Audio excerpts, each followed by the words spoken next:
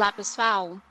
Agora sim, vamos começar oficialmente. Primeiramente, é um prazer receber todos vocês aqui nesse encontro para a gente discutir, né, de forma objetiva e prática as principais mudanças trazidas pela reforma tributária. E antes de entrarmos no conteúdo, eu quero apresentar a vocês a J2R Consultoria. Então, a J2R é especializada em soluções fiscais e tributárias, e além disso, nós somos parceiros oficiais da Thomson Reuters. Então, essa parceria une a tecnologia de ponta e a expertise para apoiar aí as empresas nos principais desafios em relação à reforma tributária. Além disso, a gente tem dois palestrantes aqui com a gente, o José Carlos, que é especialista fiscal, tem mais de 30 anos aí de experiência na área contábil e tributária, e ele vai trazer uma visão estratégica sobre as principais implicações da reforma tributária implementadas em 2025 e os seus reflexos práticos.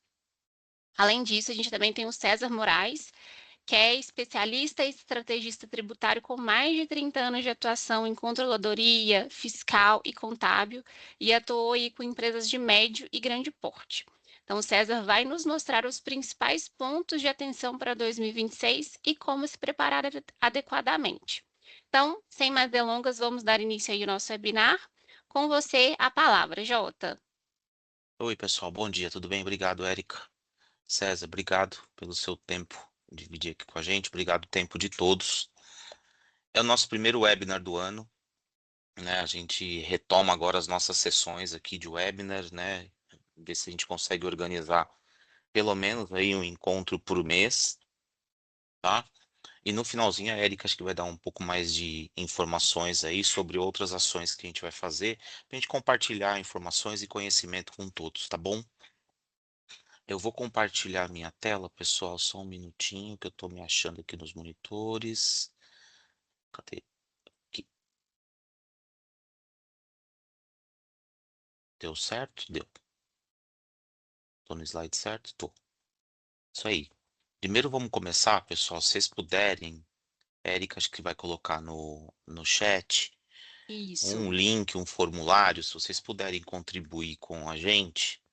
Em que momento que vocês estão falando de reforma tributária, né? Conseguiram superar bem ali essa primeira onda, que foi a entrada dos novos modelos de nota fiscal eletrônica, ou não, tiveram dificuldades, conseguiram atualizar o ERP, estão trocando o ERP, enfim. Como que vocês estão trabalhando nesse processo? Então, se vocês puderem contribuir com a gente, é importante, tá? Só para a gente conhecê-los um pouquinho mais e saber, né, o momento de cada um de vocês, tá? E como que a gente pode trabalhar juntos, né? Dar as mãos aqui e seguir juntos no processo, tá bom? Ah, e aí vamos entrar agora de fato na nossa apresentação, né? Primeiro vamos ver o que que aconteceu, tá? Então vamos dar um passinho atrás aí e entender o como foi, né, o 2025, né, com todas as regulamentações oficiais do governo. Eu não sei onde eu ponho esse negócio aqui. Onde a gente, como que foram, né, os trabalhos, né, todo o enfrentamento aí que vocês tiveram no 2025 e na entrada agora de 2026, né? Então, por enquanto, o cronograma do governo permanece, não teve alteração aí, grandes mudanças desse cronograma, tá? Então, agora durante o ano de 2026, a gente permanece ali emitindo as notas fiscais eletrônicas com a inclusão dos campos das tags do IBS, CBS, Secless-Trib, CST, mas fixando a tributação de 0,1 e 0,9% para as operações, né? E com base nisso, o governo do seu lado está trabalhando lá os desenvolvimentos, está fazendo os entendimentos dessas informações. Do nosso lado aqui, a gente tem que aproveitar e fazer o mesmo, né? Entender, né, essas operações, entender esses movimentos, o que está acontecendo na nossa empresa em 2026 com esse cenário, entre aspas, de teste, né? Então, o governo vai testar o lado dele, vamos aproveitar para testar o nosso lado também, né? Então, as empresas de ERP, SAP, Oracle e todas as outras estão trabalhando fortemente aí nos desenvolvimentos, né, das atualizações para atendimento desses novos requisitos. E do nosso lado aqui, a gente tem que aproveitar e não somente fazer as atualizações do sistema, mas também aprender com essas novas informações que o governo criou. Já para o final do ano, comecinho de 2027, entre em extinção do PIS e COFINS, Érica, eu peço desculpa, eu usei a apresentação errada, tá?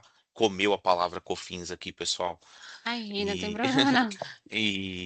mas o cronograma permanece, tá bom? Então, em janeiro de 27 entra de fato em vigor o CBS e entra em extinção o PIS e COFINS. Então, aí já é uma grande mudança, um grande impacto nos processos das empresas, com precificação e com tudo mais, né?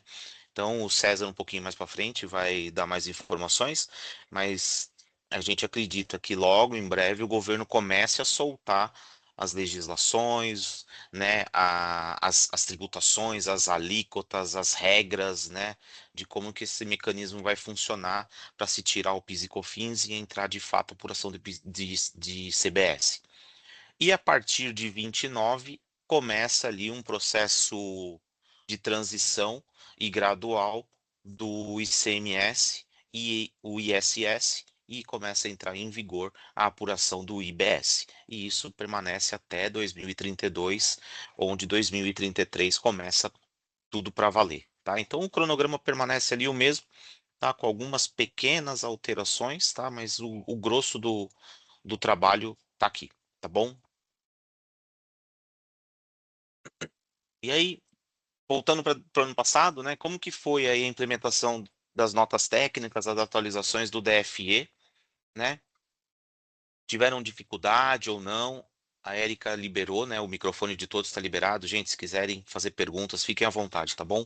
Pode levantar a mãozinha aí ou colocar no chat, tá? Que aí ao longo da apresentação a gente vai conversando, tá?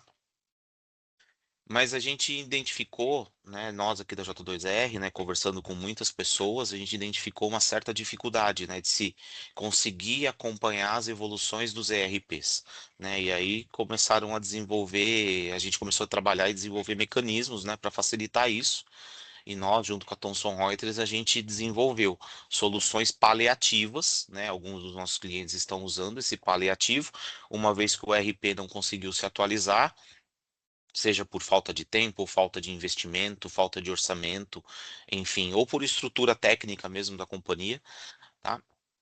Às vezes é um RP global, então não é tão simples assim de se parar um sistema para se fazer uma atualização, mas de forma paliativa a gente conseguiu dar uma solução e as empresas estão emitindo nota fiscal com IBS e CBS, mas é um paliativo. Tá? Então aí a gente agora tem que trabalhar ao longo de 2026 a evolução dos ERPs, a evolução dos sistemas de mensageria, para que a gente tenha todo o processo atualizado para que em 2027 entre lá a apuração do CBS. César, se tiver algo a complementar, fica à vontade, tá? Não, eu acho que até tem algumas pessoas aqui que estão ainda sofrendo, né? Porque a gente tem a questão das notas fiscais de serviço, tá? As notas Bem fiscais de lembrado. serviço deu um trabalhinho aí, deu ou não, né? Acho que o Está tempo do dando, verbo está incorreto. Está dando um está trabalho aí. dando. Inclusive aqui internamente a nossa equipe vem atuando de forma proativa, né? Porque uma hora o validador está ok e de madrugada fazem a alteração, né? E sem aquela comunicação prévia, a gente sabe que aí são 5.000, lá vai fumaça, prefeituras, com N sistemas, né? Que ajudam aí fazer toda essa emissão do documento fiscal eletrônico. Então a gente tem as dificuldades com os validadores das prefeituras e também, né, vocês já estão passando por isso, que são as dificuldades naturais aí das alterações que realizamos internamente, tá? Seja essa no nosso âmbito de sistema e dos relacionamentos com os nossos parceiros comerciais, tá? Seja eles os clientes, sejam eles fornecedores. É isso, né, Jota? É esse É isso desafio. mesmo. É isso mesmo, é isso mesmo. Como o César bem trouxe, né, a questão das notas de serviços ainda tem muitas dúvidas, né? Tem prefeitura que deixou para o último dia ali, para o último minuto, tomar uma decisão. Ah, vou permanecer no meu sistema e incluiu ali no RPS os campos da reforma tributária, né? As tags da reforma tributária. Tem prefeitura que migrou para o modelo nacional, para o ambiente nacional. Então aí muda completamente o processo de emissão de notas fiscais, né? Onde deixa de ser um RPS e passa a ser um DPS. E tem prefeituras que mantiveram o RPS, mas elas replicam o documento para o ambiente nacional, que é o caso de São Paulo, por exemplo. Né? Então tem esses três grandes cenários aí, né, que dificultaram bastante o processo de atualização e adequação para a nota fiscal de serviço, tá? E Mas eu acho que a grande questão, né, que você acha que vai falar agora, né? Volta um pouquinho o slide, por favor, Zé. Muita atenção, né, com essa notícia, né? O sistema vai deixar de emitir a nota errada, né? Ou seja, vai deixar de emitir a nota errada, mas continua exigindo o preenchimento correto. O que a gente vê é que muitas vou falar que está no sangue nosso ainda, com a visão PIS, COFINS, ICMS e blá blá blá, né? Preencher o requisito para atender um determinado campo de informação. Cara, isso aqui não vai existir mais. Então, para quem aí tem a forma paliativa de popular o documento fiscal, muita atenção a esse item, né? E mesmo você colocando paliativamente o documento fiscal, isso não pode ser um paliativo de ad eterno, né? Ou sim, seja, tem que ter aí um procedimento que tire aí o eterno e se torne algo que consolide de forma correta, sim, ok? sim. É isso, esse é o recado principal aí, viu, Zé? Isso aí. E temos algumas armadilhas, né, César? O É o que mais governo, tem. nos 45 do segundo tempo, o governo soltou ali algumas brechas, vamos falar assim, com relação à emissão da nota fiscal a partir de janeiro, porém tinham as letras miúdas, né, Cezinha? Né, Uhum, onde as empresas não precisavam pagar os impostos, né, o IBS, o CBS, o 0,1 e o 0,9%, mas só hum, se cumprirem uma regra, que é informar tudo certinho na nota fiscal. Né? Então, se a empresa está emitindo nota fiscal hoje e não declarando o IBS, CBS, o 0,1, o 0,9, pode ser que exista um risco dela ser penalizada lá na frente por conta disso. Tá? Então, o sistema vai autorizar a emissão da nota? Vai, não vai dar nenhum tipo de problema, não vai dar nenhum tipo de erro. Você vai conseguir emitir a nota, né? Mas você pode correr o risco de perder esse benefício de não pagar esse tributo, tá? E a Receita pode te cobrar isso retroativamente, tá bom? Complementa alguma E coisa aqui, Cezinha? Fica à vontade. eu achei legal esse chamariz, né? É como o professor deixasse você entregar a prova em banco sem reclamar, mas você ainda vai tirar zero e ser reprovado. Quer dizer, a aprovação técnica não significa que você está aprovado, né? Então, muita atenção nesses pontos. E também perguntam assim, mas por que que eu tenho que informar o CBS e o IBS no documento fiscal se ele não vai ter peso? Eu não vou pagar por ele. 2027, no cronograma que o Zé colocou lá atrás, a gente tem a entrada da CBS, ok? Esse vai ser o principal fator para o fisco balizar as alíquotas, ok? Ou seja, a informação do CBS e IBS, ele vai balizar as alíquotas para o CBS, tá? Então, por isso aí a pseudo, né, obrigatoriedade sem validação, né? Sim, sim, Então, isso é um ponto muito importante, porque a gente está olhando agora no viés de cumprir uma obrigação acessória. Eu vou repetir sempre isso, né? A gente tem aí a data de obrigação acessória estampada no peito, certo? sim. Porque a gente tem a mentalidade do PIS, COFINS, ICMS, né, ISS, e a gente vai ter que ter a visão de gestão para a questão de reforma. Então, muita atenção com essa armadilha, né? Ou seja, vamos estar informando aí os valores, né? De forma que lá na frente a gente consiga fazer a gestão também desses valores. Pode seguir aí, Exato. Zé. E quais são as lições que ficam nessa primeira etapa, né? O que a gente entende aí, né, César, que Uhum, de lições, né? Pelo que eu vi, tá? É uma experiência nossa aqui, J2R.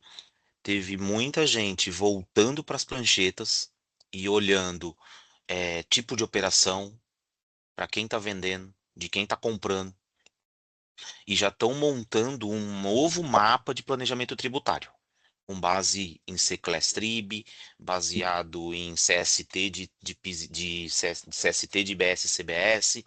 Então as uhum. empresas já estão se olhando nesse novo viés, né? Não mais simplesmente em CFOP ou NBS ou códigos de serviço. Né? Elas já estão começando a explorar essas informações que o governo começou a exigir para se adequar e se montar um novo modelo de planejamento tributário, que é o que o governo está fazendo do lado de lá.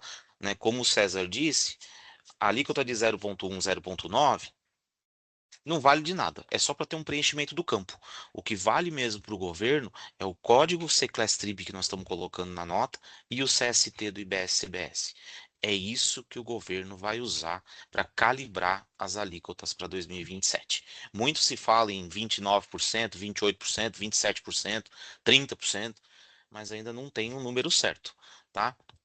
Mas é com base nessas informações que estamos entregando nos XMLs que o governo vai ter uma noção para que lado que ele vai apontar ali o canhão e jogar a tributação para o lado de cá. Sim. E até para endossar que lições ficam nessa primeira etapa, pode seguir aí um pouquinho mais para frente, Zé, por favor. Vai Os me, vai, próximos me- vai me orientando passos, aqui que eu vou pilotando aqui, tá? os próximos passos para 2026. Tá? A gente sabe que nessa primeira etapa, a gente tem aí algumas ações que efetivamente a gente cumpriu para o atendimento aos requisitos iniciais da reforma, tá? Por exemplo, a gente teve ações, por exemplo, onde eu fiz visitas a determinados clientes e suscitei assim, olha, é importante que vocês olhem aí os contratos com os fornecedores, até para adequar as normas ou as regulamentações que a reforma tributária pode suscitar em cima desses contratos. E a pessoa olhou assim, mas e ela era de suprimentos, ela olhou para mim e falou assim, mas por que que eu devo fazer isso, né? E eu fiz uma breve explicação. Bom, resumidamente, essa empresa ela tem mais de 3.000 fornecedores fixos com contrato, né? É Fixos. bastante coisa. E isso foi em setembro, então ela tinha aí que adequar esses contratos, né, até o final do decorrer do ano de 2025, né, para ficar tudo aí, pelo menos, perto aí de um próximo compliance. Vamos falando que a gente sabe que a gente não tem regulamentação do IBS, né? E aí suscitou a questão das dores das empresas, que a gente traz algumas. Quando a gente fala de revisão e adaptação dos RPs, poxa, é a estrutura de dados que é diferente. Eu tenho a questão do IVA dual, né, com o CBS e IBS. Isso também vai suscitar o quê? Motor de cálculo, né? Cálculo dos impostos. A forma também de como eu contabilizo os impostos. Espera aí, César, contabilizar os impostos? Mas hoje entra o ICMS, o ISS, PiscoFins, vai eu jogo para recuperar, por exemplo, né? Tem uma conta para isso. Você não vai poder tomar o crédito do imposto, por exemplo, no momento que entra um documento fiscal. Entrada da Você mercadoria. vai. Exatamente, você vai ter que fazer isso numa conta transitória, seguindo os CPCs, né? Mandatórios e obrigatórios para esse tipo de contabilização. Você vai ter que colocar numa conta de ativo, lá e não vai poder tomar o crédito. Logicamente, a gente tem aí os módulos fiscais que estão aí ah, vinculados ao RPs. E a gente não tem uma obrigação acessória a entregar, ok? A gente não tem obrigação acessória a entregar. Mas a gente tem que olhar que isso vai validar até 2032. Então, César, eu vou ter algo para fazer até 2032, que é o jogo de hoje, ainda eu vou ter que continuar entregando, e concomitante a esse tempo, eu vou ter que fazer, note, não vou ter que entregar, mas eu vou ter que fazer a gestão dos valores. Sim, da reforma. Outro ponto, se você puder passar à frente, é a atualização dos sistemas legados, Vou né? habilitar todos aqui, tá, Cezinha? Pode habilitar, pode habilitar. Perfeito. Muitas empresas utilizam soluções de legados específicas de motor de cálculo, né? Ou seja, todos têm que ser atualizados. RPs, né, principalmente, né, algum que se torna um gargalo. As conexões também dessas informações têm que ser conexões modernas, né? Não texto mais, pelo menos uma conexão aí de API, Web Service, API, tudo para que você tenha a velocidade que vai exigir, que é o real time. A transição desse regime, né? Porque muitas áreas estão pensando assim: poxa, eu cuido do ICMS, do PIS e COFINS, mal tenho tempo para respirar. Eu falo e eu posso falar muito bem isso. Eu, muitos anos da minha vida, atuei dentro da área de techs, né? A, a Érica foi boazinha, falou mais de 30 anos de experiência. Eu comecei a trabalhar em 1900 e bolinha, né? 81, vamos falar assim. Então, comecei a trabalhar no comércio exterior e depois fui para a área de techs, aí com 40 anos. Mas eu sempre falo que mal eu compreendia a legislação atual. E hoje eu vejo os especialistas de reforma tributária, nem regulamentação a gente tem ainda, tá, gente? De IBS, CBS, eu acho incrível isso. Mas está cheio de especialista. Muito cuidado com isso. A gente todos zeramos, né? O nível de conhecimento, estamos começando do zero. Mas quando a gente fala de começar do zero, a gente tem uma transição do regime atual e vai atuar num regime híbrido. Ou seja, eu vou dividir minha área de techs em dois, três, não sei, né? Mas eu tenho que operacionalizar as novas regras e as regras antigas. Como que eu vou fazer isso? Emissão de documentos fiscais eletrônicos. A gente estava conversando agora. Não transformar o meu paliativo em definitivo. E nota, tudo vai ser documento fiscal, inclusive as questões aí de obrigações acessórias para algumas áreas, né? Por exemplo, áreas financeiras, planos de saúde que terão a DERE para entregar, que é uma obrigação acessória. Essa obrigação acessória, a DERE, tá? É uma obrigação ainda que está ainda engatinhando, né? Vamos falar assim, e tem previsibilidade para entregar esse ano. E a gente vai ter algo que não tínhamos, os eventos, que serão emitidos em XML, serão eletrônicos também, e que terão novas personas dentro da área de techs. Por exemplo, inicialmente, eventos de ajuste a débito, ajuste a crédito, depois eventos de imobilização e por aí vai. São eventos que vão entrar aí paliativamente para acompanhar a nossa apuração. O crédito e débito, né, eu vou ter que ter a implementação de um modelo de um regime robusto para controlar esses créditos. As obrigações acessórias. Opa, o microfone está aberto, gente, por favor. Érica, se puder ver, por favor. Já estou verificando. Obrigado. Tá joia. Então, a gente tem a questão das obrigações acessórias que continuam ainda a vigorar, ok? Gente, eu estou falando de gestão. Quando eu falo de gestão, de fato, imagine o seguinte: hoje eu entrego uma obrigação acessória, está tudo em meu domínio a informação. Quando a gente fala em gestão de valores, eu tenho que ter respostas rápidas, por ação rápida. Porque quando eu emitir um documento fiscal, esse já vai ser replicado para o comitê gestor. E quando eu realizar um pagamento, seja no modus atual de apuração, ou por antecipação, vide aí as questões de comércio exterior, que eu já tenho recolhimento. Não falamos ainda de split payment, porque ainda é algo que está no imaginário de todos, mas isso deve ocorrer apenas no segundo semestre de 2026, B2B, ou seja, o governo já deu uma pressão junto aos bancos, né?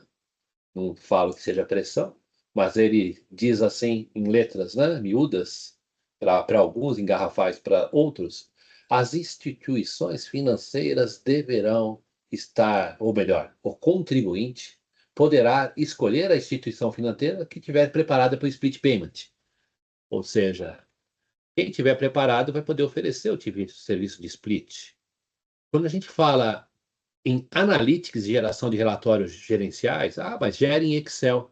Eu não posso ter um relatório em Excel de algo que eu tenha que ter rápido e que eu tenha que ter validação, que eu tenha que ter conciliação e que eu tenha que ter informação.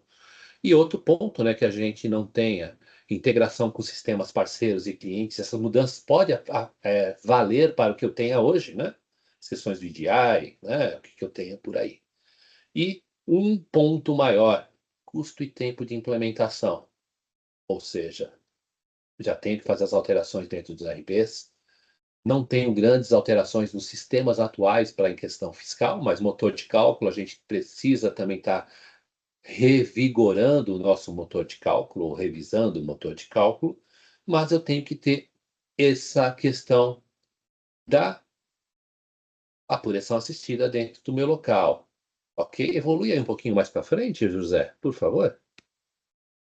Só para complementar, Cezinha, tem Por também a favor. questão muito importante, né? A questão de duas visões, Uhum. né? Duas questões. Uma, cadastros, né? Cadastro Perfeito, ótimo.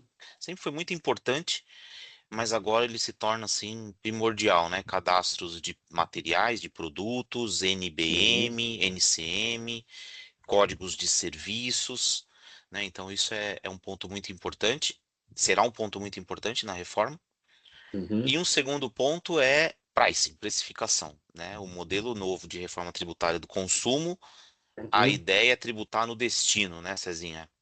E Sim. aí, como que as empresas vão formatar o seu preço de venda olhando para o destino, né? Então tem dois grandes pontos aí que ficam também de atenção, né? Pessoal de cadastros e pessoal de pricing e custeio, né? Tem que estar bem atento com isso para não ter impacto aí no que se paga, para não pagar muito caro uma mercadoria numa compra e não se vender muito barato numa venda e perder dinheiro aí por conta de tributação do destino. O fluxo de caixa, ele acaba sendo essencial, Exato. porque muitas das vezes se contava aí com o dinheiro do pagamento já para o caixa, quando na realidade parte desse já era para feita o pagamento do tributo. Sim. Para vocês que têm uma visão, hoje o entendimento da nossa nova jornada, até eu tenho um RP, que ele vai me acionar uma mensageria, ou seja, põe um ponteirinho aí, né, Zé? Vai me acompanhando aí a minha linguagem. O RP vai para a mensageria vai para cima para o ambiente fiscal, que não na integração no ambiente fiscal no verde escuro, Tá bom. isso que vai me jogar aqui para o comitê gestor, perfeito? Logicamente, o ambiente comitê gestor, ele liberou apenas uma API, a gente tem essa velocidade também da liberação do fisco, a gente anda conforme o fisco anda, os mais, eu não vou falar os mais velhos, uma falta de educação, né? Eu vou falar assim, os mais experientes aí, que já tem 20 anos de nota fiscal eletrônica, tá, gente? Então já temos uma caminhada aí dos SPEDs. Mas o comitê gestor vai liberar as APIs que nós vamos replicar para o nosso módulo aí de reforma tributária. E lá eu vou ter todas as informações, ora, minhas informações, as informações para eu fazer uma apuração, para eu fazer uma conciliação e uma contabilização, visto que eu tenho que baixar a conta de ativo, ou a conta que eu não gosto de falar que é uma conta transitória, mas eu vou ter que tirar dessa conta e jogar para o recuperar, para saber o que eu tenho de movimentação a crédito ou a débito e que está sendo convalidada com o ambiente de comitê gestor. E o importante, ajustes a débito ou ajustes a crédito, eu vou poder ter gatilhos dentro desse ambiente, aonde que ele vai acionar ou a mensageria, no caso se for Thomson Reuters, ou o ambiente do RP, do determinada empresa que não use uma mensageria nossa, para que ela faça aí o trabalho de fazer o ajuste no ambiente do comitê gestor. Espera aí, César, então faz, você trabalha com os dados da operação assistida, traz para o seu ambiente para fazer essa validação e esses ajustes, para depois entender que isso vai ter que ser replicado. Sim, né? Até porque eu, César, por exemplo, eu vou usar uma linguagem que um colega nosso aqui de Tex, que está aqui dentro dessa atmosfera nossa, ele fala, eu não assino um cheque em branco, né? Eu não vou assinar um cheque em branco que está na minha operação assistida. E eu achei perfeito, né? Porque a partir do momento que eu tenho que fazer a gestão, eu tenho que pensar que nem eu faço a gestão do meu imposto de renda. A primeira vez que eu trabalhei no ECAC, cabeça minha, né? Ah, eu vou fazer no ECAC esse ano, porque dá muito trabalho preencher a apuração, baixando o aplicativo de imposto de renda na máquina, tudo mesmo, fazendo os históricos, tudo, né? Mas aí eu fui lá no ECAC, aí tinha uma movimentação do Itaú. Eu pergunto se eu tinha alguma coisa do Itaú comigo. Nada. Nada. É a mesma coisa. Eu vou ter que ter todo esse controle em casa, porque obrigatoriamente eu vou ter que convalidar um fornecedor, por exemplo, o JC é um fornecedor hoje de 20 anos da minha empresa. Só que nesse momento eu vou estar fazendo um trabalhinho que é o quê? Verificar que o JC não recolheu o imposto, que é direito meu, é crédito meu. Qual que é a minha ação perante ele? Ou melhor, que a parte de procurement, ou a parte de compras, né? Ou a parte de suprimentos, conforme o nome que vocês dão para cada área, né? Vai realizar frente a ele. Tem o meu contrato, daqueles 3.000 que eu falei para vocês, está ajustado para penalizar ele ou não? Tá? Então, esses são pontos que a gente traz nessa questão ah, não tão orgânica assim, né, Zé, numa visão mais drástica. E notem que eu coloquei a gestão de dados lá em cima. Porque hoje, nos nossos módulos, nas nossas funcionalidades de reforma, a gente tem a funcionalidade de conciliação, contabilização e a parte de exposição de dados e de gestão de dados e com futuramente embarque de inteligência artificial. Mas o que a gente quer trazer para vocês? Apuração e obrigação acessória é core das nossas obrigações acessórias. Então, quem usa o Tex One já vai ter a apuração e a obrigação acessória. Obrigação. Põe no próximo slide, Zé, só para a Só, gente. só Pois não. complementando, Cezinha. Claro, por favor. Como a gente disse, né? O Seclestrib e as informações que as empresas estão colocando hoje no XML é de suma importância. E são essas informações que vão habilitar o ambiente fiscal, o comitê gestor, para liberar crédito ou exigir débito das empresas. Então, já comecem a avaliar o Seclestrib, o CST, que os seus fornecedores estão usando. Porque se eles colocaram qualquer código lá só para conseguir emitir a nota fiscal e não gerar uma exposição no fisco, pode ser que esse código que eles estão usando não habilite um crédito para você no comitê gestor. E Exato, aí importante. você só vai ter débito. Então é muito legal se vocês já conseguirem começar a trabalhar com essas informações dos documentos que vocês estão emitindo, que vocês estão recebendo, tá? Para que vocês já consigam montar um fluxo de caixa tributário, vamos chamar assim. Ah, mas o governo não liberou a API, o governo não liberou documentação, o governo não soltou as normas. Ok, mas nós já temos insumos, nós já temos mecanismos que a gente consegue trabalhar essas informações, tá bom, pessoal? Se precisar de ajuda, pode chamar a gente aqui, o César, enfim, que a gente consegue dar as orientações que vocês precisarem, tá bom? E até um ponto bem colocado, né, Zé? O que a gente fala, hoje a gente vai ter novos documentos fiscais aos quais a gente já está trabalhando também, né? NF3, NFCOM, NFAG, DCE, bilhete de passagem, né? A gente já vem atuando com esses bilhetes, né? Ou seja, com essas novas modalidades de informação de documentos fiscais, porque tudo muda. Mas só para a gente ter uma lição que acho que é muito importante, a atenção aos créditos remanescentes, né? Putz, muitas das vezes você tem créditos que você não tomou ainda, porque você tem um processo muito burocrático a tomar e várias questões. Ah, vou tomar um crédito, o fisco vai bater na porta. Eu não queria falar nada para vocês, né? Mas o pouco tempo que acho que eu tenho é que eu posso falar. Muitas das vezes que existe a mudança da legislação e começa a se apertar a torneira, cria-se uma frente de fiscalização tremenda para isso, né? Acho que faz parte do jogo, né? Notem que a torneira dos estados, a manutenção, ainda não tem regulamento, né? Tudo, mas isso vai ficar consolidado e centralizado. É muito provável até 2032 que vamos ter aí frentes aí de fiscalização, até para recuperar os possíveis débitos. Eu estou falando da visão fiscal, tá? Que as empresas possam ter aí de distorção. Então, a gente pode olhar também para os créditos, né? Ok? Então, acho que isso é um recadinho. E quando a gente fala de novos modelos fiscais, dá um toquezinho para frente, Zé, por favor. Ah, Só complementando de por novo, Cezinha, favor. só além desses, né, que está aqui na tela, tem um documento muito importante que a gente vai complementar aqui a apresentação, o ECONF, né, Cezinha, que é o evento de Sim, conciliação financeira. sim. Pouco se fala desse documento, pouco se fala desse evento, mas esse evento vai pegar muita gente no pulo. Então, estudem também sobre esse ECONF, vejam se Uhum. vocês têm a necessidade, a obrigatoriedade de emissão desse tipo de documento, tá? Porque sexta-feira eu recebi ligação de um colega de uma empresa e ele ficou bem preocupado, porque ele tem recebimento via Pix, ele tem recebimento via cartão de crédito, e aí ele se viu na obrigatoriedade de emitir, começar a emitir esse tipo de documento, né? E se eu não estou enganado agora de cabeça, parece que é prazo de obrigação é abril, março ou abril, né? Então o ECONF, fiquem atentos, tá? Se precisarem de ajuda também, estamos aqui a... Oh, meu Deus, peraí que eu cliquei errado aqui, César. Estamos à disposição também para ajudá-los, tá? Tá.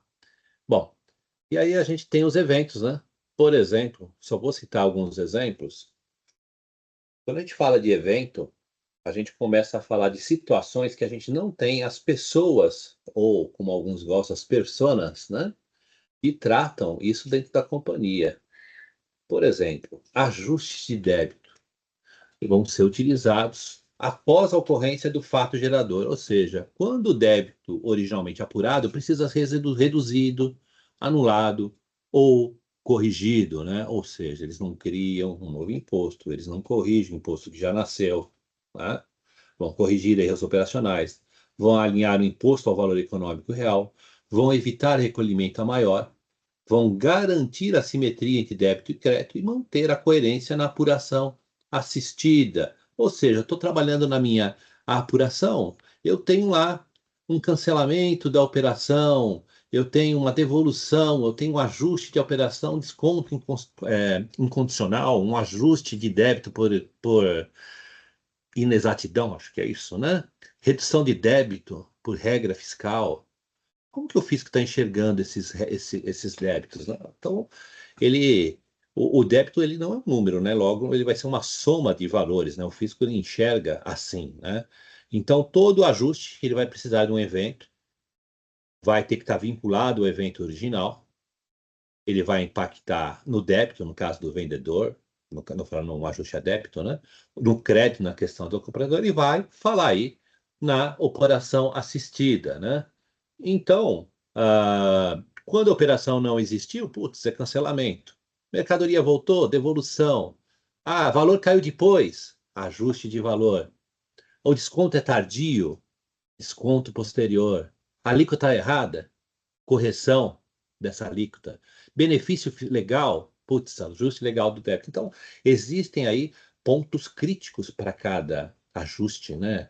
Se é um ajuste de débito, um ajuste financeiro, um ajuste tributário, um ajuste que vai gerar efeito para toda a cadeia, e o documento eletrônico XML que a gente estava falando nessa apuração, ele vai ser obrigatório, porque ele vai afetar, sim, a questão da apuração assistida, ok? E na parte de crédito, no ajuste de crédito, Zé, é a mesma coisa. É um evento que reduz, estorna, anula, corrige um crédito que já foi apropriado ou estava para ser apropriado. Ou seja, ele não nasce sozinho. Ele sempre vai reagir a algo. Ele sempre tem causa clara. A gente vai corrigir créditos tomados indevidamente, vai alinhar o crédito ao uso real do bem e serviço, vai evitar crédito órfão ou crédito fictício, vai garantir simetria com o débito do fornecedor e vai permitir aí a apuração assistida automática, né? Então eu tenho lá alguns eventos para o ajuste, né? Anulação de crédito, né? O estorno do crédito, o ajuste de crédito por redução, o estorno de crédito por não tributado, o estorno de crédito por perda do bem, né? Correção do crédito, ajuste de crédito por regra legal, são alguns que a gente lembra. E a simetria disso tudo com os ajustes de débito, né? A simetria, para você ter uma ideia, cancelamento, devolução, ajuste de valor, erro corrigido, benefício fiscal, né? Ok? Como que o fisco vai enxergar isso, né? Ele enxerga, né, que o fornecedor ajusta o débito e o adquirente ajusta o crédito. Tá? É isso. Ou Exato. seja, sempre o débito e o crédito vai ter uma contrapartida para um e uma outra contrapartida para outro. Né? E para fechar o conceito, né, uma frase finalzinha para fechar o conceito, quem não modelar os bens, os eventos de ajuste, de crédito principalmente, vai perder crédito legítimo, vai sofrer glosa automática lá na parte de operação assistida e vai gerar conflito, né, com os fornecedores e clientes. O que a menos a gente quer, né, é gerar conflito entre fornecedor e cliente. Você imagina? Olha, tem aqui um crédito que você não me ofereceu. Como que vai ser essa questão toda? Se hoje a gente já tem essa dificuldade, né? Embora que nós de techs não enxergamos essa dificuldade, porque isso fica encaminhado com o financeiro. Ele que está discutindo essa questão de a receber e a pagar, não é, Zé? É eles que estão Sim, discutindo. sim, O Tex está preocupado em quê? Lá vai eu de novo. Com a data de entrega da obrigação que fica estampada no peito do cara de Tex que entrega a obrigação. sim, sim. Ok? E, logicamente, gente, preocupação é com a cadeia toda. Comércio exterior, importante também, que tem os recolhimentos antecipados e que teremos também as questões, principalmente na questão de importação, as tributações lá voltadas a isso, tá? Para frente, Zé, por favor. Aqui, ó, só para vocês entenderem o fluxo, tanto para o evento de crédito, o débito, logicamente, o Zé vai trazer toda essa informação para vocês, né? Que tudo vai ser disparado entre um evento, que eu vou ter um evento e vou gerar um documento fiscal eletrônico. E aí eu vou apropriar o débito, vou apropriar o crédito, vou, no caso do débito, tem uma validação cruzada entre o fornecedor e o adquirente, reconstrução do débito, e isso vai refletir na apuração assistida. Evento de ajuste de crédito, reconstrução do crédito e vai apurar na apuração assistida. Ou seja, eu estou fazendo um ajuste. Para vocês terem uma analogia, o que a gente faz hoje, né? Estorno de débito, estorno de crédito, outros débitos, outros créditos, por exemplo, apuração de CMS e apuração de IPI. Correto? Tudo bem? Sim. E olhando um pouco mais à frente, né? No próximo slide, só para a gente entender um pouquinho, motor de cálculo, gente, essencial. Ah, mas César, o fisco vai liberar as APIs para calcular o IBS, o CBS. Poxa, legal que ele vai trazer isso. Mas lembre-se, ele tem lá tudo. Mas você tem as suas regras próprias de negócio, você tem flexibilidade para as regras. Você tem que manter as suas regras atuais, ok? Você tem que simular o impacto da reforma frente aí às suas aquisições, às suas vendas.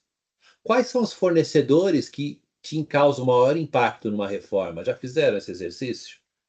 Ou ao contrário, os produtos que você vai vender e pode ter impacto com a reforma, né? A gente tem ferramentas que eu não falo que é uma calculadora de impostos, né? Tem que ser um simulador mesmo de fato, né? Para a gente trabalhar com isso de propriedade e movimentação interna. A gente tem essa ponta. Quando a gente fala de documento fiscal eletrônico, eu acho que tem uma colega, eu não sei se é da Unilever, uma palestra que eu assisti, que ela falou há 2, 3 anos atrás. A nota fiscal eletrônica, ela é o cerne, para não dizer que é o elemento central da nota da reforma tributária. E ela tinha total razão. Tem toda a razão. Ok? Então, muita atenção à mensageria, à questão de documentos eletrônicos, monitor de processos, que vão estar refletidos com o motor de cálculo. E um ponto importante, dá para automatizem a entrada desse documento fiscal. Né? Automatizem, de preferência com toda a coexistência e a coerência de um motor que esteja bem azeitado. Solução fiscal, é que nem eu falo, apuração, declaração, relatórios e dados fiscais. Isso a gente mantém na nossa solução, inclusive para atendendo as apurações e obrigação acessória da reforma. O que são elementos e complementos para a reforma em 4 funcionalidades? Conciliação, contabilização e, logicamente, os data lakes, onde eu vou ter a exposição do dado ou a reflexão desse dado e um embarque futuramente também de inteligência artificial, porque não dá para pensar diferente. Eu vejo que hoje Por exemplo, qualquer um que for comprar um celular novo tem inteligência artificial já no celular, né? Tem IA no celular. Seja o Copilot, seja o Gemini e por aí vai, né? Já tem um embarque de IA. Porque isso, gente, é um elemento essencial. Não dá para falar em gestão, e a gente tem que ter esse norte, com Excel. Tá? Poxa, Excel é. Eu vou fugir um pouquinho, tá, Zé, do tempo, da Sim, linha do sim. tempo. Mas é século XX isso, gente. Tá? Se vocês pensarem em planilhas avançadas, já passou. Eu tenho que ter lá chatbots aí para eu poder perguntar determinadas situações, onde a IA vai fazer toda a análise para mim. Quiçá fazer uma conciliação, tá? Isso já ficando de spoiler aí para vocês, tá? Mas o que a gente vê é que a conciliação ela tem que estar automatizada dentro das regras empregadas, né? Alguns aí seguindo as versões dos CPCs, né? IFR 18 para algumas empresas aí que tem na BR3, né? As ações listadas, né? Da B3, já precisam pensar no IFR 18 porque existe uma construção do DRE. O DRE muda a minha visão, eu excluía lá, hein, Zé? Menos ICMS, menos IPI, e eu já não vou fazer isso mais, né? Muda tudo. Então, esses são os pontos que a gente vem colocando, né, dentro do que a gente vem atuando para a reforma, né? Acho que é um ponto bem salutar que a gente vem trazendo para vocês, né, do dia a dia que a gente vem atuando e colocando. A gente vem trabalhando, acho que um ponto que tem que ficar claro, dentro da velocidade que o fisco dá para nós, né? Ou seja, a gente tem exposição de APIs, tivemos uma liberação de uma API só, né? Já estamos trabalhando com ela. A gente já tem aí toda a nossa solução já construída, né? Ou seja, agora nós estamos recepcionando as APIs para fazer o desenvolvimento e para entregar essa apuração barra conciliação e contabilização ao final agora de Q3, opa, desculpa, de março. Se eu falar Q3 aqui, o Uhum. meu vice-presidente me enforca. A partir de março, no final de março, a gente está entregando isso, juntamente com tudo que o fisco vem evoluindo. Já tomando as vezes dos colegas aqui da J2R, que eu sei que muitos de vocês atuam com eles, qualquer dúvida, né, que vocês tenham dentro do trabalho do dia a dia, é muito importante que vocês passem para a gente essas dúvidas, e o que está sendo construído, o que vocês estão fazendo, o que vocês veem, porque a gente trabalha no piloto, temos um piloto interno, mas a gente nota que para o universo que a gente tem aí de segmentos e de situações de empresas, se torna até pequeno isso, né? Esse universo é pequeno. Então a gente está aí à disposição de vocês para bater um papo, trazer um pouquinho do que a gente vem trazendo, do que a gente vem sofrendo conjuntamente, né? Vamos falar assim, se essa palavra é até bonita, sofrer conjunto, né? Mas é isso, tá? Sim. A gente teve toda a expertise lá do SPED, lá atrás, em idos aí 2006, 7, 8, 9, 10, 11, 12. E a gente pensou que tinha acabado por lá, né? Mas não. Estamos aqui de novo, Pessoal, tá bom? Por desculpa te favor, cortar, Eric. César. Nós temos aqui 10 minutinhos restantes e nós temos aqui algumas dúvidas no chat. Pensei da gente responder agora. O que Ah, que vocês acham? vamos Pode lá, ser? vamos em Se a Então, frente. gente maravilha. souber, É. Pessoal, então vou começar aqui com a pergunta do Leone. Ele tem hum, dúvida em relação à emissão de notas fiscais de serviços de manutenção. hum, Código de Serviço 14.01, onde o hum. serviço é prestado a clientes no Brasil, porém quem paga é o exterior, pela garantia e instalação assumida na venda das máquinas do exterior ao Brasil. Até 2025, era sujeito somente ao ISS e, por ser Uhum. exportação de serviços, não tinha PIS e COFINS. E como fica com relação ao IBS e CBS? Essa pergunta é tão boa. Pena que a gente ainda não tem o regulamento, né, Leone? Que a gente está esperando ansiosamente sair para devorá-lo, né? A gente tem algumas dúvidas, não somente quanto a isso, né? O serviço, essa é uma dúvida que a gente tem. A gente vai deixar anotado aqui e vamos trazer essa resposta se a gente já tiver agora, tá? Sim. Mas eu acredito que nós não vamos ter, tá? porque são muitas situações ainda que são lacunas, né? A gente tem aí o, o regulamento a ser feito, né? E a gente não sabe como vai proceder, ok? Exato. Perfeito. Agora nós temos a pergunta da Gisele. Como serão os créditos de É, CBS? Você quer bom, complementar alguma coisa?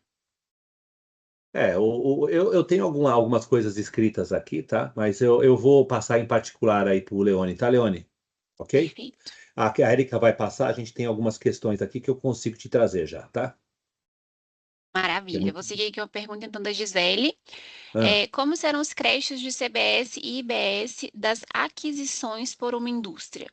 Ou seja, se um lucro presumido destaca CBS e IBS, será esse valor que me creditarei? Lucro real? sim, é esse o valor. E assim, como o Zé disse, né? Muita atenção ao que destacam no seu documento e o que é creditado aí nessa questão toda. Outro ponto importante, essas respostas, a gente não vai individualizar as perguntas, as respostas. A gente vai compartilhar com todos, tá bom? Maravilha. Perfeito. Nós temos mais aqui uma pergunta do Leone, mesma dúvida com relação à comissão de intermediação recebida do exterior, pela venda das máquinas a clientes direto no Brasil.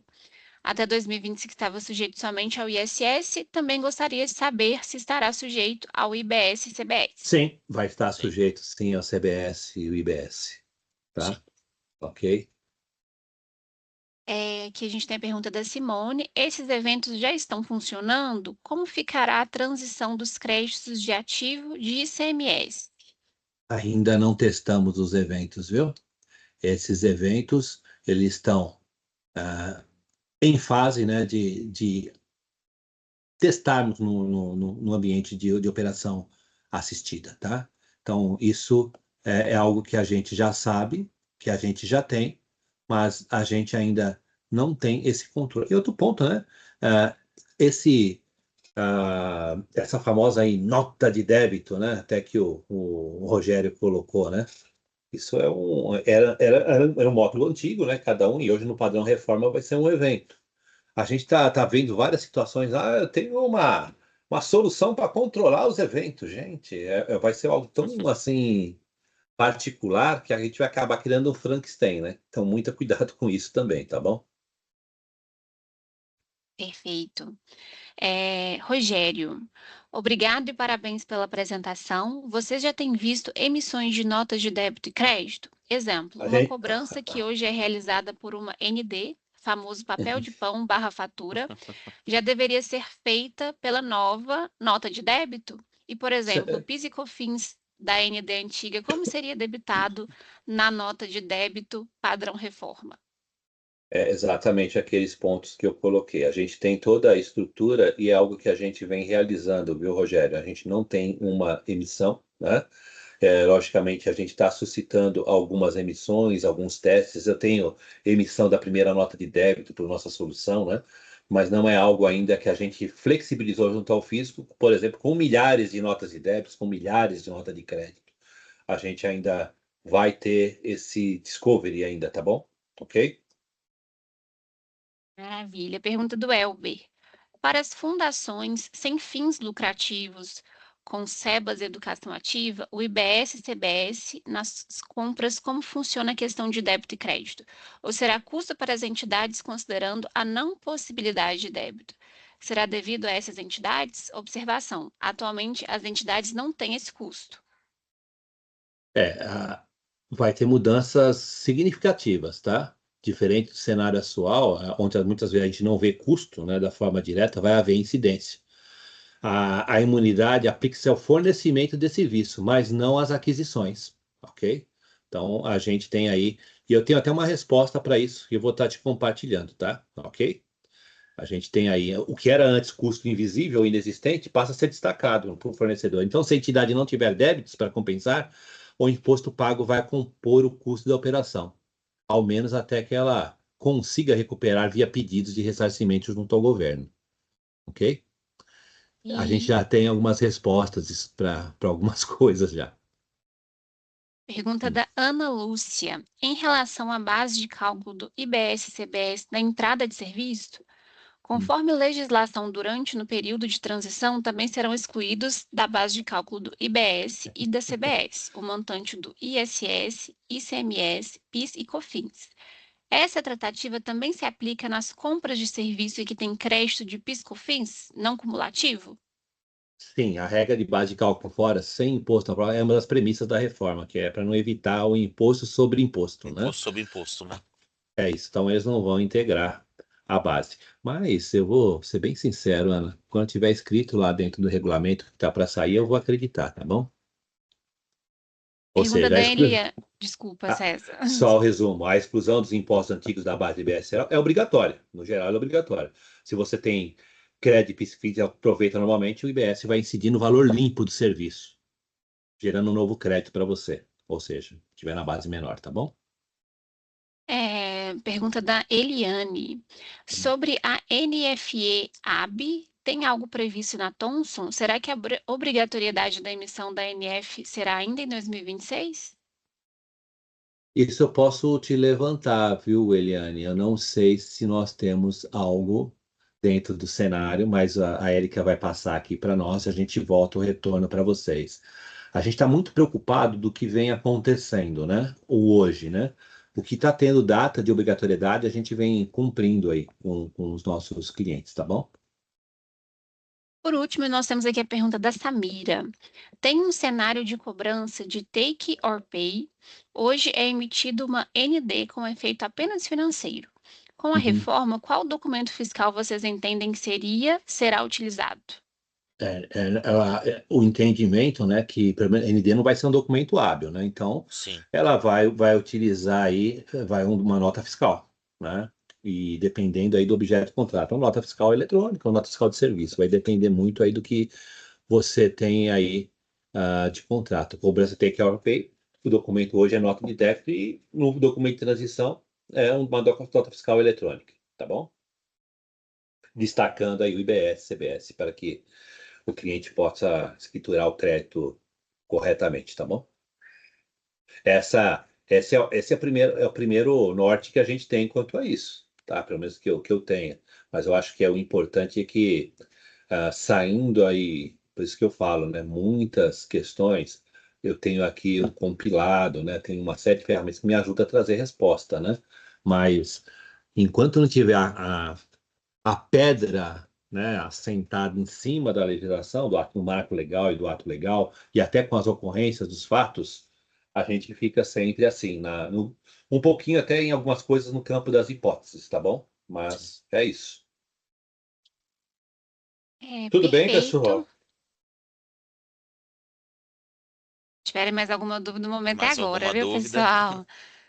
Não, não, é brincadeira, viu, gente? Eu sei. Hoje é terça-feira, né, Zé? Sim, vai ser disponibilizado. Hoje é terça-feira, Zé, né? Isso, é Pode, Hoje é terça. terça. po- aquela brincadeira que eu faço, pode comer pizza hoje? Um mês já foi, Cezinha.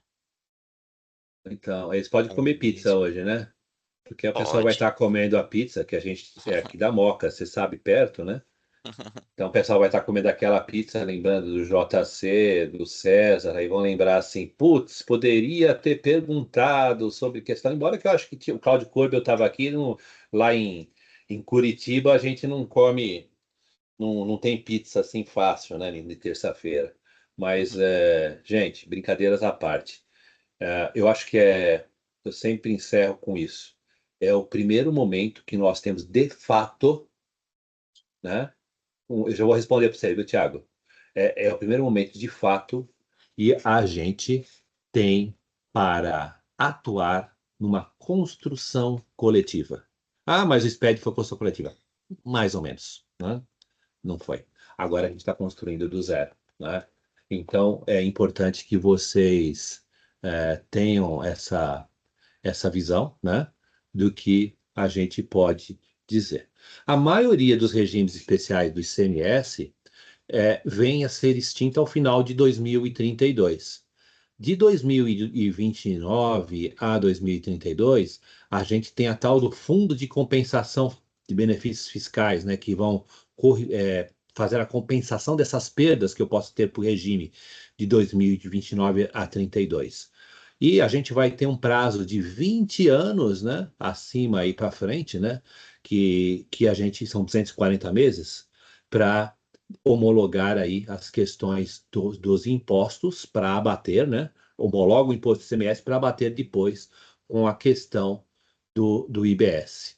Ela vai ter algumas manutenções de regimes específicos, tipo Zona Franca, os aduaneiros, Simples Nacional, né? Agora, o que a gente comentou, né? Eu tenho que mapear os créditos acumulados, o que eu tenho agora, inclusive com validade para os regimes especiais. O que eu não tenho visibilidade também mapeio agora. E depois que eu tiver tudo isso homologado, como que vai se dar o aproveitamento que será nos 20 anos posteriores ao fim da legislação, tá? Então, é bem isso. Então, a gente vai ter que ter uma estratégia desse queima de estoque de créditos antes de 2033, né? Para que a gente possa aí recuperá-los e não ter um aproveitamento a posteriori. Tudo bem, Tiago? Não sei se deu para entender, mas depois a Érica vai suprimir aí as perguntas e a gente vai colocar aí em tópicos para basicamente trazer para vocês aí as respostas, tá bom? Eu sei que muita coisa fica naquela esfera do juridiquês, né? Tipo assim, mas a gente vai estar compartilhando com todos numa linguagem mais palatável, ok? E que vocês possam aí seguir aí o caminho que a gente tem que seguir, que é dia a dia na reforma, né? Ou seja, não existe o olhar já olhando para 2033, é dia a dia. É uma construção, gente, é caixinha, caixinha, né? Sim. Por isso que o Zé aqui com todo o time, né? A Juarez está aqui, Dario Maia está aqui, Érica está aqui, Alessandra está aqui, Priscila Bordeaux está aqui. Desculpe se eu esqueci alguém, né? Mas são as pessoas que eu vi que estão aqui para ajudá-los, né? No sentido de serviço, né? Ou seja, e até nas questões de como a gente pode ajudar na reforma. Detalhe importante: 2027 a gente já tem apuração de CBS para fazer, ok? O que puder se antecipar agora, já se antecipem, né? E não estou aqui porque eu quero vender. Todo mundo quer serviço e por aí vai. Não é isso. É porque a gente tem muito trabalho a ser feito internamente, né? E também as questões de novas implementações, de novos ajustes, para que a gente supra aí todas as necessidades de entrada de uma reforma mais limpa, né? Ou Sim. seja, eu ter tudo na minha mão. Ô, Samira, prazer em falar contigo. Já falei contigo algumas vezes, viu? É bom. Então tá bom, gente. Obrigado, viu? Obrigado a todos. Pessoal, antes de encerrar, eu queria avisar, né? Até já foi perguntado no chat, a gente vai compartilhar tanto a apresentação quanto esse vídeo a gente vai subir no nosso canal do YouTube. Então, aqui estou pedindo para vocês se inscreverem, até porque todos os webinários anteriores da J2R estão lá. Então, se vocês quiserem compartilhar com o time, quiser reassistir, vai estar tudo disponível. Então, acredito que hoje à tarde ou no mais tardar amanhã de manhã, vocês já recebem todo o material. E se você puder parar de compartilhar, por gentileza, Jota. Claro. Antes da gente encerrar, eu só queria pedir que todos abrissem as câmeras para a gente tirar uma fotinha juntos, né? Para a A gente nossa celebrar esse tradicional foto. momento.